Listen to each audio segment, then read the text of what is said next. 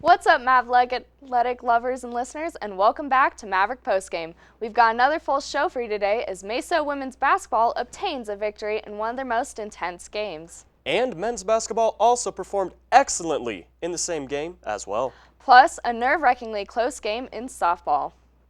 And the wrestling team achieved their second consecutive RMAC championship title.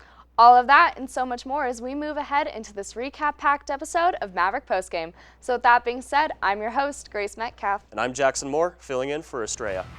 Let's get into all the game-breaking stats, off-the-wall wins, heartbreaking losses, and in-depth analysis of our CMU athletics. Roll it!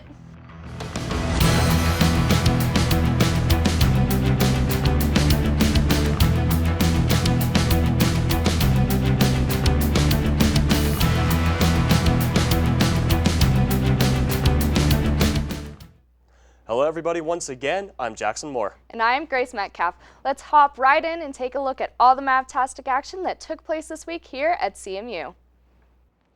This past weekend, the Colorado Mesa women's basketball team had one of their most competitive and epic battles of their season against the Colorado School of Mines. It was a rough start for the Lady Mavs in the first few minutes of the game. However, they quickly picked up the rhythm that led to an intense battle against the Ore Diggers.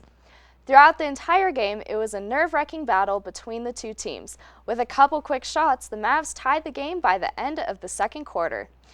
In the fourth quarter, they were continuing this ongoing battle until the Mavs were able to score enough baskets to set them ahead and secure their victory with an 81-74 win. It was an amazing game and victory for our seniors on their senior night, where we got to see a lot of action and high performance from some of them.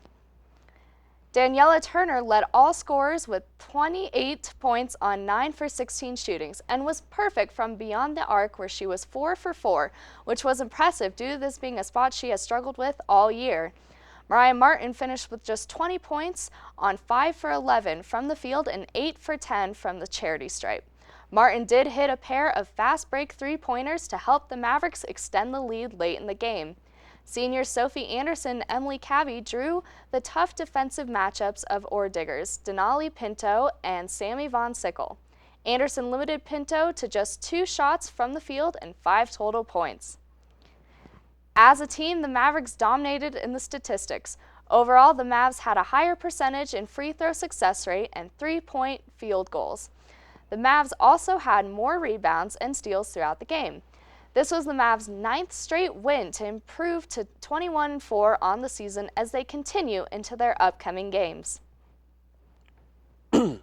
Colorado Mesa men's basketball also performed well in their battle against Colorado School of Mines.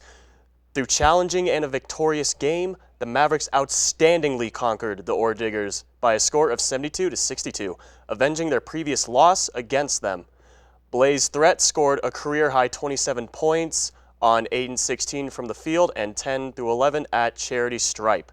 Adding in 4 assists, senior Jared Small tallied 17 points, going 4 and 8 from the three-point range. One of those threes came in the final 2 minutes of the play, knocking one in off the backboard to give the Mavs an 11-point lead. Down by as many as 13 in the first half, a 10-0 run by the Mavs under the 5 minutes marked diminishing the deficit to 1 2 possessions later. Threat came up with a steal, making a fast break to the basket, giving way to their first lead of the night. They then proceeded to go into the break with a 36-34 edge. The Ore Diggers briefly tied the game in the opening minutes of the second half. However, the remaining one of the nights was in favor of the Mavs, who led as many as 12. As a team, the Mavericks led in the greater number of steals in the game. However, the Ore Diggers finished the game with a high percentage but were plagued by 23 turnovers, making the Mavs taking advantage with 21 points of those turnovers. On top of the turnovers, the Mavs benefited from a few of the Ore Diggers' top players getting into foul trouble. The Mavs claimed their 6th straight victory, matched last season's with total. This past Sunday, the Colorado Mesa softball team achieved another victory after a close game. Maya Arrieta nailed a walk-off home run to lead off the bottom 7th inning. lifting the team to a come-from-behind 2-1 win over Eastern New Mexico University on Sunday morning at Lincoln Park. The Maverick victory set up by impressive outing from starting pitcher Shea Mauser and a 1-2-3 top of the 7th reliever Paige Adier, who earned the win, was the team's 5th in as many efforts over the weekend at the Division II Cactus Classic. The Mavs won 3 of their 5 games of the 3-day weekend tournament by just a single run and conceded just 9 runs. Held to just 1 hit through 5 innings by Legger, who recorded 10 strikeouts in a complete game effort. The Maverick offense got rolling in the bottom of the 6th as Ileana Mendoza hit a bunt single. Brierly Avina then ran for her and stole second before Ashley Bradford leading the Mavericks with a .407 batting average thus far in 2022. Plated Avina with the game-tying single. Both teams finished with 4 hits as the Greyhounds slipped to 7-7. The wrestling team achieved their 2nd consecutive RMAC champ title after performing in the Rocky Mountain Athletic Conference last Wednesday evening after a 26-16 victory over rivalry team Western Colorado. The Mavericks opened the night with 3 straight wins.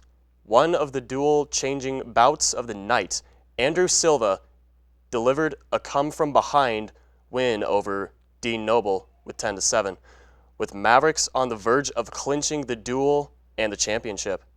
6th-year Donnie Negus stepped to the mat at 197 pounds. After closing first 2 periods of action, Negus earned a pair of 4-point near fall in the 3rd period to the win. Seal and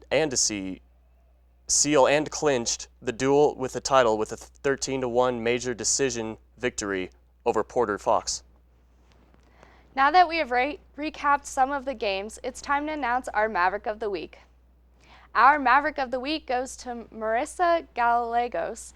Marissa was named the NWCA Co-National Wrestler of the Month. She went 9-0 for the month and captured both the Grandview Open title and the NCWWC Southwest Championship, both at 123 pounds. She defeated U.S. Senior Circuit member Alicia Hawk 6-2 to claim the Grandview title, along with being named the tournament's most outstanding wrestler.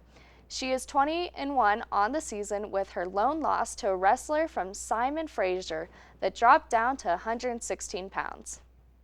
Congratulations, Marissa, for your outstanding performance. You are our Maverick of the Week.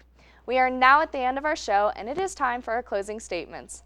My closing thoughts is on the women's basketball game we just recapped on. The entire game had me on the edge of my seat. It did get a little ridiculous when the refs decided to give the Mines team less than a second on the clock at the end of the 4th quarter to have 3 shots. I don't even know what the call was for, but luckily the Mavs had a far enough lead that it wouldn't matter. The game made me excited and anxious to see what the team has in store for us as they continue into their upcoming games, where hopefully they will maintain their winning streak. Hey, it definitely was an exciting game. My closing thoughts are on the overall how well our teams are performing. We have had so much success in many sports, and many more sports start to get in the swing of their season. I'm sure we'll have lots of exciting updates to share. Absolutely. Now that we have recapped on all the action from this week and given our closing thoughts, it is time to close the show. Thank you everyone so much for joining us this week on Maverick Postgame. I've been your host, Grace Metcalf. And I've been Jackson Moore. We'll catch you next week on an all-new recap-packed episode of Maverick Postgame. Stay safe, Mavs, study hard, go to a game or two, and of course, have yourselves a Mesa amazing day.